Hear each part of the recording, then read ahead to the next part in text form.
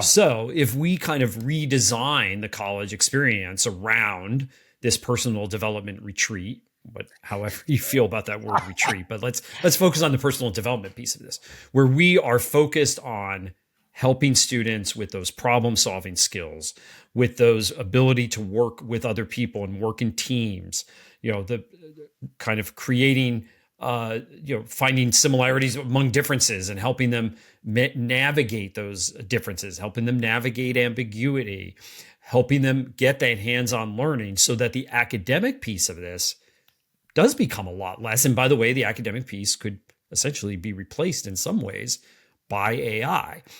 It actually sounds, as I say this, hey, that could potentially work. The question now is we have all this infrastructure that was built for classic academic learning, not only academic buildings, but we have all these tenured professors. So what do we do with all of them? Yeah, well, I'm getting really excited about your vision. I will say that.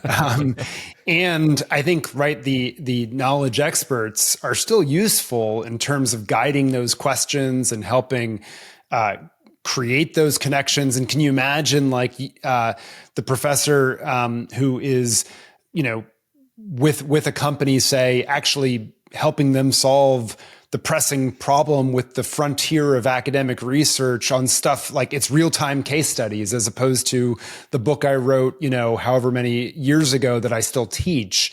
Can you imagine what that would start to do both to professors' research being more topical, in demand, and then a connection to students actually being able to practice at the forefront of that on real projects?